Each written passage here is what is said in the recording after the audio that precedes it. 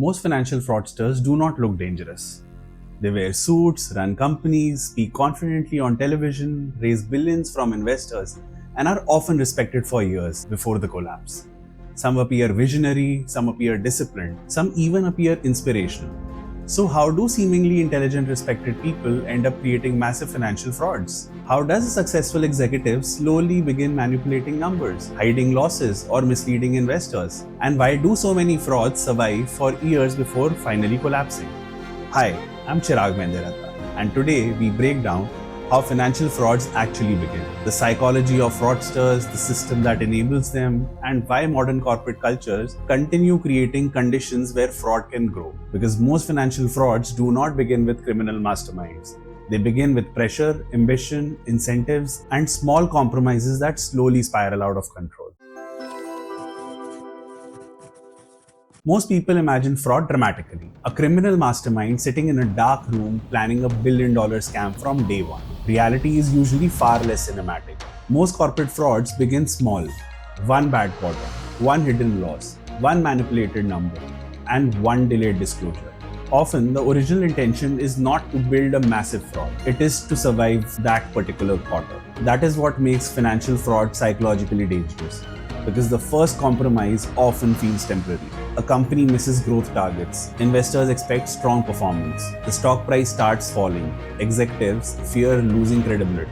So numbers get adjusted slightly.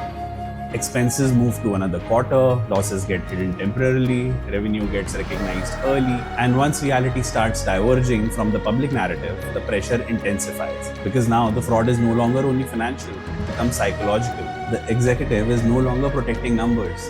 They are protecting reputation, investor confidence, status, identity, and the image of success itself. This pattern appeared repeatedly across major corporate collapses. Enron used complex structures to hide debt and show increased revenue. WorldCom manipulated accounting expenses. Satyam computer services inflated cash balances for years. But what's important is this: most frauds do not explode overnight. They escalate gradually. One compromise creates another, then another. Then eventually the system becomes too large to reverse. And by that point, telling the truth can destroy everything. Forensic investigators often explain fraud using something called as the fraud triangle. This framework appears repeatedly in the forensic accounting and fraud investigation literature. According to the model, most major frauds require three conditions: pressure, opportunity, and rationalization. Pressure is usually the starting point. It may come from investor expectations, debt obligations, lifestyle pressure, fear of failure, market competition, and unrealistic growth targets. Sometimes the pressure is financial, sometimes it is psychological, because once someone becomes publicly successful, failure becomes emotionally difficult to accept. Then comes the opportunity: weak oversight, poor internal controls, blind trust, complex financial structures, and power concentrated around charismatic executives. Fraud rarely survives without system failing around it. And finally comes rationalization. This may be the most psychologically important element of all, because most fraudsters do not initially view themselves as criminals. Instead, they justify actions internally. We'll fix this next quarter. The business is still fundamentally strong. We are protecting employees. Everyone manipulates numbers slightly. And this is why many frauds continue for years. Because psychologically, the people involved often stop viewing themselves as dishonest. They begin viewing themselves as temporarily managing reality. And once rationalization becomes normal, ethical boundaries slowly disappear. This is where most people misunderstand fraud completely. Financial fraudsters rarely look unstable or chaotic. In fact, many appear exceptionally competent. They are often educated, well-articulated, persuasive, socially intelligent, and highly ambitious. Many come from respectable backgrounds. Many are deeply career-driven, and many are admired professionally. This is precisely what makes them convincing, because trust is one of the most important assets in financial fraud.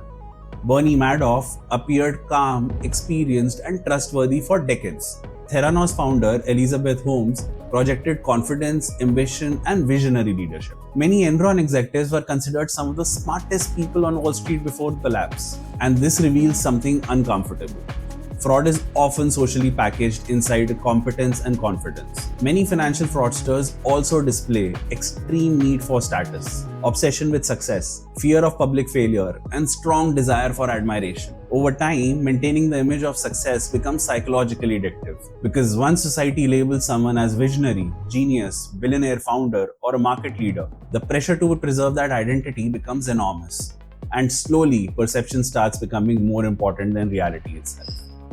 Another important pattern is overconfidence. Many fraudsters genuinely believe that they will recover later, the business will eventually succeed, and temporary manipulation is justified.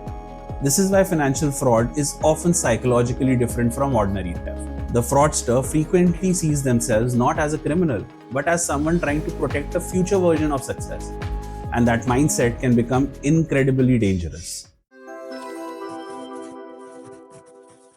Fraud is rarely an individual event alone. Systems repeatedly fail around it because major financial frauds usually require weak oversight, excessive trust, poor governance, fear-driven corporate culture, or incentive structures rewarding unrealistic growth. Modern corporate systems often reward appearance aggressively. Public companies face quarterly earnings pressure, valuation expectations, investor scrutiny, and market competition. Startups face pressure too.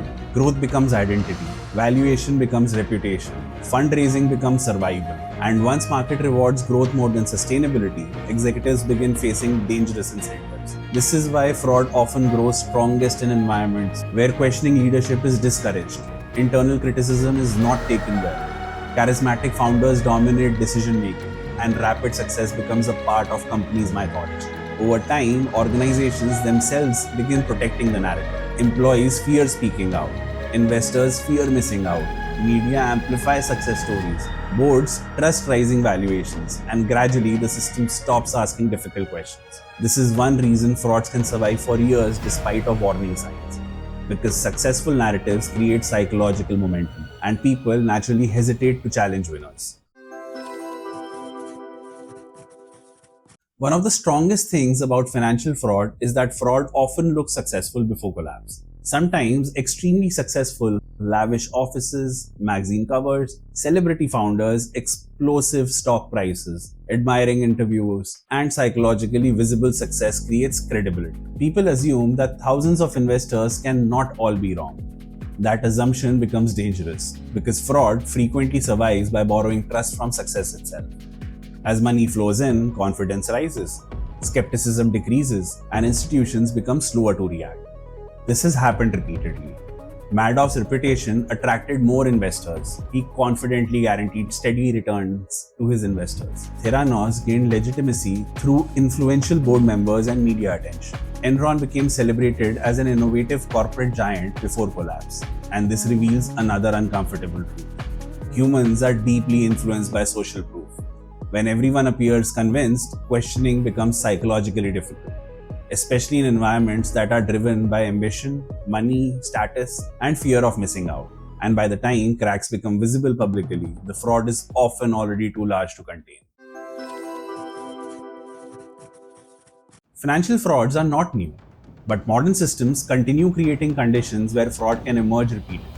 Because today's economy rewards rapid growth, aggressive projections, startup hype, market dominance, and constant expansion. And in many industries, perception itself becomes economically valuable. A rising valuation attracts investors, employees, media attention, partnerships, and credibility. And that creates enormous pressure to maintain momentum continuously. Especially in a world driven by quarterly reporting, social media visibility, founder worships, venture capital expectations, and under enough pressure, some individuals slowly begin prioritizing narrative over reality. This is why financial fraud is rarely just about greed alone. Sometimes it begins with ambition, fear, ego, survival instinct, or the inability to accept decline. And one system rewards appearance aggressively, the line between optimism and deception slowly becomes dangerous.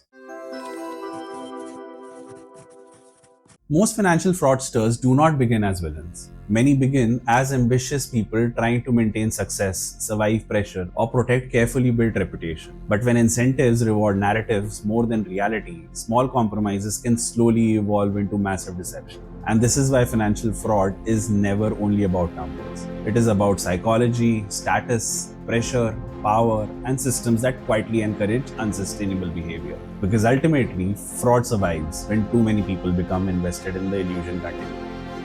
And perhaps the most uncomfortable part is this: the next major fraud may not look obviously suspicious either. It may look confident, successful, visionary, right until the moment reality finally catches up. If there's another system, business, model, or modern phenomena you want analyzed like this, then tell us in the comment. And if this video changed the way you think about financial frauds, like, share, and subscribe. Thank you.